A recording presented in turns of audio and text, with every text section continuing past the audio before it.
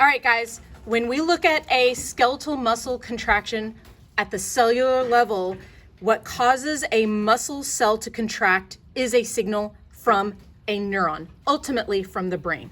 So this whole thing is going to be called a neuromuscular junction. That's a big word. Do not let that throw you off. Don't be scared by that. All that means is that it is where a neuron, a nerve cell, and a muscle cell join together. So this pathway we're going to draw through is how the neuron sends a signal to the muscle cell to contract. So the first thing we're going to do is we're going to draw the end of a neuron like this. The end of a neuron kind of looks like a bulb, and it has these little divots in them. And when it's all drawn out, it kind of looks like a nose when you zoom in. When you zoom out, it looks like a typical neuron that you see, like this. So here we have a neuron. So here's the cell body.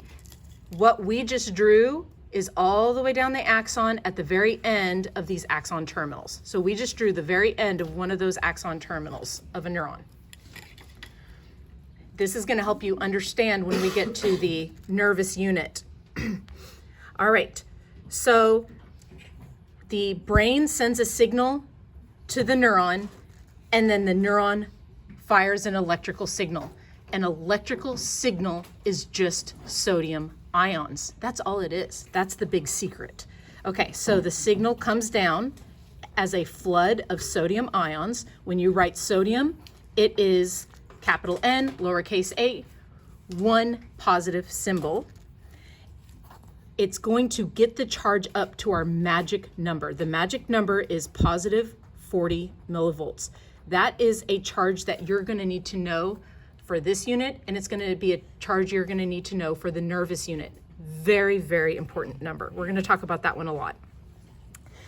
So at positive 40 millivolts, it opens a gate.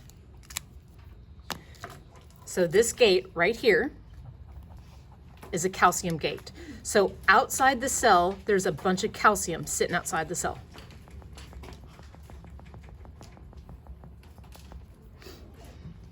It wants to go into the cell because it's going to be going down the concentration gradient.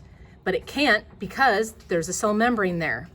Well, at positive 40 millivolts, what happens is that gate opens. So this gate opens at positive 40 millivolts. And the calcium is going to come in to the cell, into the neuron. And the thing that calcium does in a cell is that calcium moves things. All right, let's pause here, come over to our words, and let's follow along. So what we have here is number one, the brain sends a signal to the nerve. So we know right away that is an efferent signal, right? Remember that. An efferent signal to a nerve. There is an influx of sodium ions in the nerve. When it gets up to positive 40 millivolts, very important number, we need to memorize that and ingrain it into our brain. At positive 40 millivolts, it opens a calcium channel on the neuron. And calcium comes in, and what calcium does is that calcium, which is Ca2+, because it has two positive charges, calcium moves things. That's what it does. And we're going to see everywhere in a muscle cell that the calcium binds, it's going to cause something to move. All right, so we've also done number two. The calcium enters the axon terminal of the neuron, and it's going to cause acetylcholine to move. All right, so we haven't done that part yet. So let's go back to our picture. So on our picture, we're going to draw a vesicle here. A vesicle is a little plasma membrane that the cell stores things in, and we're going to put a capital A, capital C, lowercase h. That stands for acetylcholine.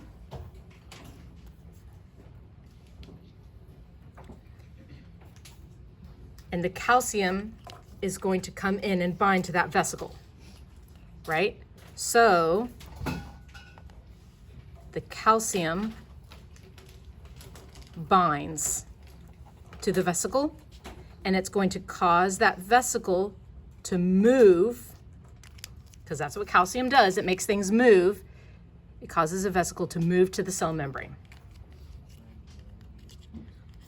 Okay, let's talk about acetylcholine. Because you guys are sitting there, you've never seen this word before, and you're going, what is that? Acetylcholine is probably one of the most important neurotransmitters.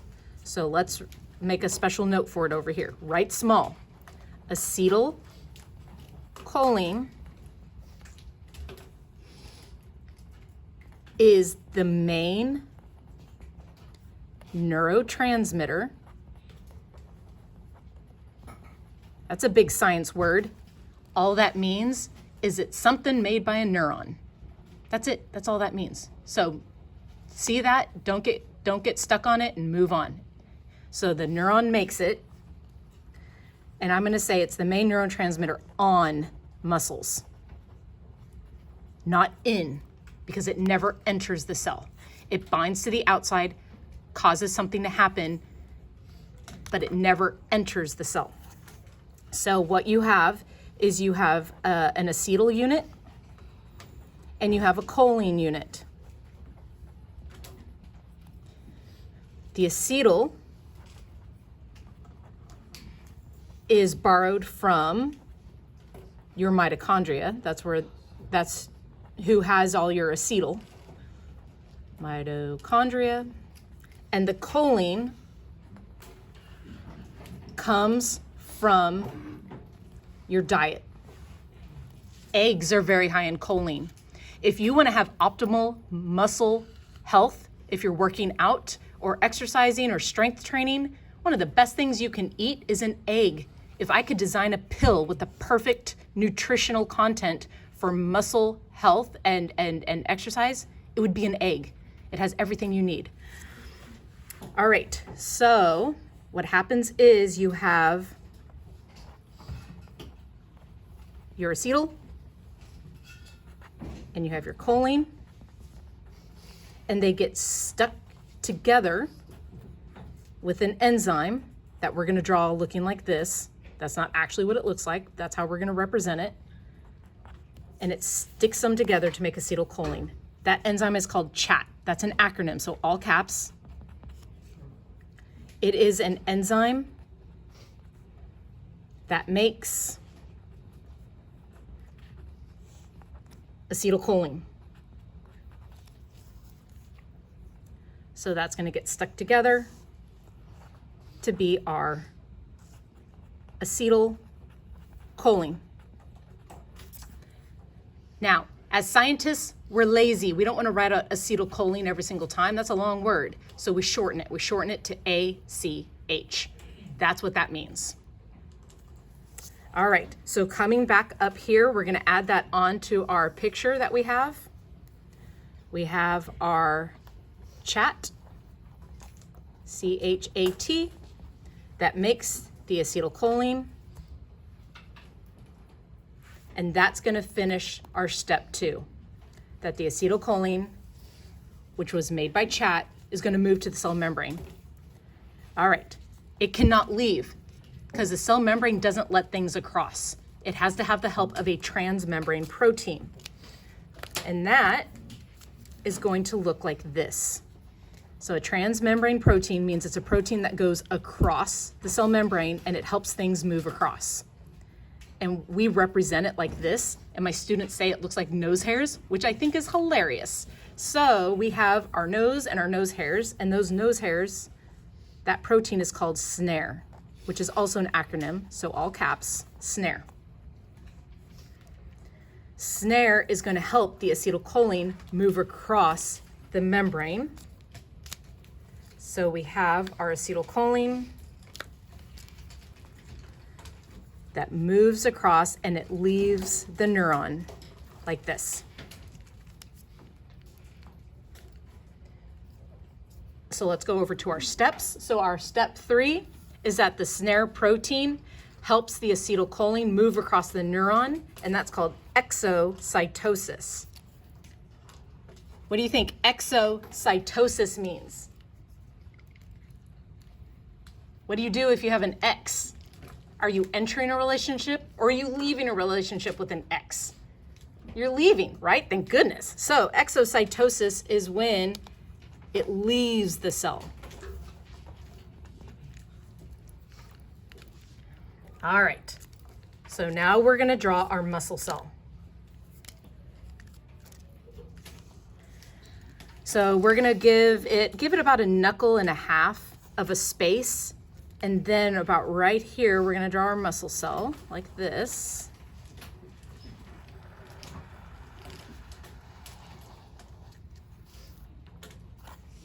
And the space between the neuron and the muscle cell has a name that you need to know. It's really important. It's called the synapse. S-Y-N-A-P-S-E. And all that means is a space. And you might be thinking, why is space so important? Why is this space so important? Well, let me tell you, this is where all your diseases are gonna happen. If you have too much acetylcholine, you're gonna have a patient with tremors. If you don't have enough, they're going to have Alzheimer's. If you have diseases like myasthenia gravis that are gonna occur in here. When people get Botox, it happens in here. All the important things happen in the synapse. It is very important, all right? So now our acetylcholine is out in this synapse, and it is going to diffuse across and activate the muscle cell. It doesn't enter it, but it activates it. So to activate it, it's going to bind to receptors on the surface. So we're gonna draw these receptors, which are perfectly designed to fit acetylcholine. So they are fittingly called the acetylcholine receptors. So the acetylcholine diffuses across and it binds to the receptor and activates it. Now, every time this acetylcholine activates this muscle cell, it contracts. So we don't want it stuck on there, do we? If that happens, your patient's gonna have shakes, they're gonna have tremors because their muscles are constantly going to be stimulated. So we want, as soon as it stimulates it to contract, we wanna get rid of it. There is an enzyme that patrols this synapse and chews up the acetylcholine and recycles it so that it's not constantly stimulating the muscle cells. And that enzyme, since it chews it up, I think it's fun to draw it like Mrs. Pac-Man. So we're gonna draw it like Mrs. Pac-Man. Give her pretty little eyelashes, give her some lipstick, because she's fancy. Give her a little crown. All right. Her name is a long one, and if you can't read what I'm writing, it's spelled right here. Her name is acetylcholine esterase. If you put ACE on the end, that means it's an enzyme. That's all that is, okay? Long name, easy concept. So she's gonna come through and chew up all that acetylcholine and recycle it. So our little acetyl goes off back to a mitochondria to get used in lots of processes there. And the choline is going to come up here and get pumped back in to the neuron through a pump called the cholinergic reuptake pump. That's kind of a complicated name, but it's important because these reuptake pumps on neurons, they can explain why medication for ADHD work. They explain why medication for depression work. We're gonna talk about why that plays a role in those diseases. So it is important, trust me on that. Just trust me on the process. So the choline gets recycled to get made back into another acetylcholine again. All right, let's look back here at our list. So the acetylcholine has entered the neuromuscular synapse. Yes, we have that, and it's out in the synapse, which is the space. And neuromuscular just means between a neuron and a muscle cell. The acetylcholine has bound to the acetylcholine receptor. It does not enter the muscle cell. Then it is broken down by an enzyme called acetylcholinesterase, right? That's Mrs. Pac-Man. And then the choline is recycled by the cholinergic reuptake pump. Why do they have to give everything such a hard name in anatomy? All right. So now we get into the whole point of the whole thing. We're going to go into the muscle cell and what happens when it gets activated to contract. Inside the muscle cell, there is a special organelle that you did not learn in biology because this organelle is unique to muscle cells. It has a little gate on it, so draw a little gate. It is called the sarcoplasmic reticulum. Sounds a lot like other ones you learned about, right? The sarcoplasmic reticulum is shortened to SR. And the definition of sarcoplasmic reticulum, if you look it up, is that it stores calcium. That's literally what it does. Lots and lots of calcium. I couldn't even draw the number of dots that I would need to tell you how much calcium is in here. And that calcium does not want to be in there. It wants to be out here because there's a high concentration in here and a low concentration out there. It's like if there was a room, a locked room with a bunch of guys in it, and out here there's a bunch of beautiful women. Do those guys want to be locked in that room with all of those other guys? No, they want to be out here. So as soon as that door gets unlocked, they're going to come flooding out. So we're going to unlock that door for them. All right, so we're going to come up here to, there is a wire attached from the receptors to that gate like this. And that wire is called a T-tubule. And when the acetylcholine activates that receptor, the receptor opens a little channel that allows sodium to come in. This should start to look familiar to you because you saw the same thing in the neuron. The sodium is going to come in and it's going to get a charge up to a special number that's going to open a calcium gate. The same as up here, because when something works in the body replicates it. So this calcium gate opens at positive 40 millivolts.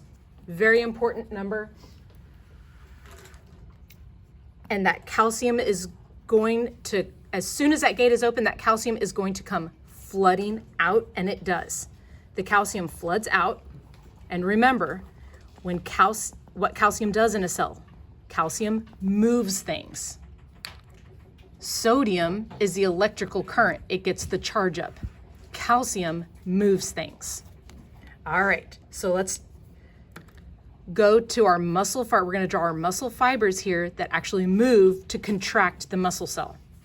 So over here, we're going to draw our thick fiber. The thick fiber is called myosin, M-Y-O-S-I-N. And myosin has these little heads on it.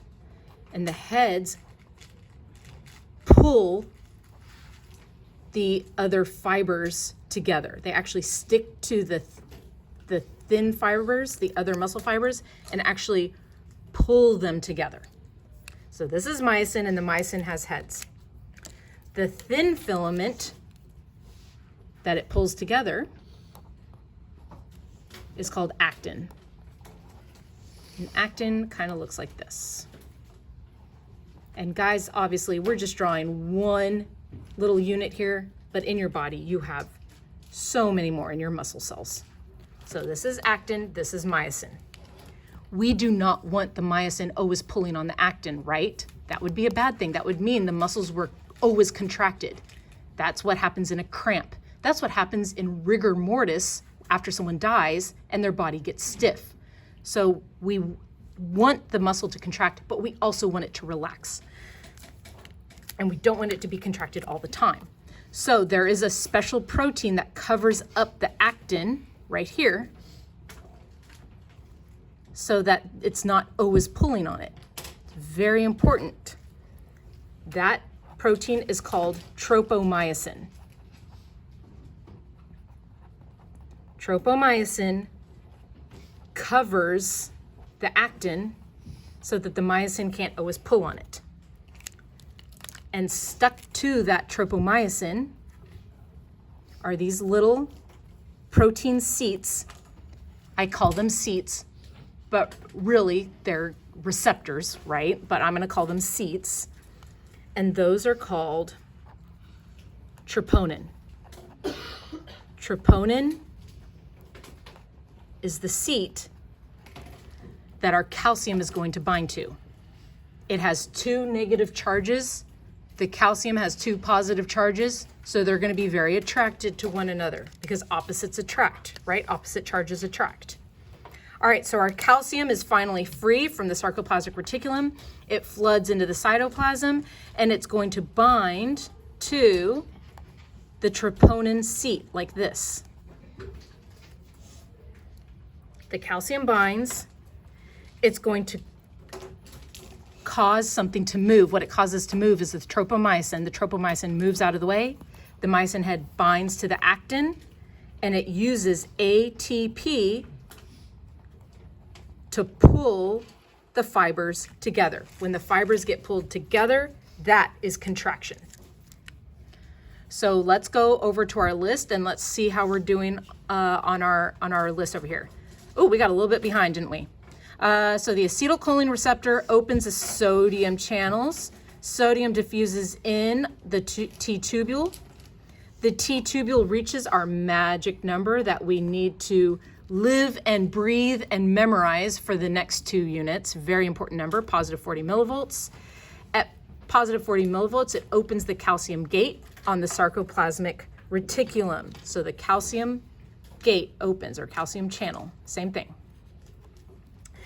The calcium is going to diffuse out of the sarcoplasmic reticulum into the cytoplasm of the muscle cell. It's going to bind to troponin, which moves because calcium moves things. The tropomyosin moves out of the way, exposing the actin, specifically sites for the myosin heads to bind. The myosin heads bind. They use a word that says forms cross bridges. That's just fancy science speak for a weak temporary bond. It forms a cross bridge with the actin and actively pulls the actin together.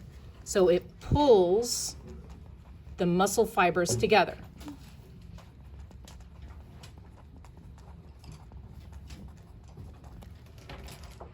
Then we have the whole point of the whole thing right here is that as the myosin pulls the actin together, it shortens, which means that is contraction. So this right here is contraction. And that is the muscle cells shortening. All right, just as important for this muscle to contract is for it to relax. And here's the thing that's crazy. In order for the muscle cell to relax, it needs ATP. That's why it's important for you to eat a meal before you work out. If you're getting cramps, if your muscles are locking up and contracting painfully and you're getting cramps, it's probably because you didn't eat the appropriate thing before you worked out. Because if you don't have ATP, your muscles can't relax. All right, so we have on the sarcoplasmic reticulum, there's a little calcium pump. And remember, it's Ca2+, calcium pump. And that's going to use a lot of ATP to pump that calcium where it really doesn't want to go. Guys, if you're out there and there's a bunch of beautiful women, are you going to want to get pushed back into a room, a locked room with a bunch of other dudes? How much ATP would it take to force you into that locked room with a bunch of other dudes away from all those beautiful women? A lot, right? That's why before you work out, you need to fuel yourself properly and give yourself ATP. So simple carbohydrates, things that your body can break down. It's going to revolutionize and improve the effectiveness of your workout, and it's going to reduce and mitigate cramps. So the calcium pump pumps the calcium back in the sarcoplasmic reticulum, and that's going to cause relaxation. So without ATP,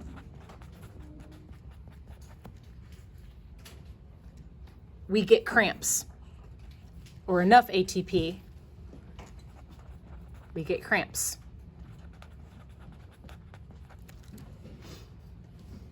If you don't fuel yourself properly before workout, you're going to get fatigue, you're going to get cramps.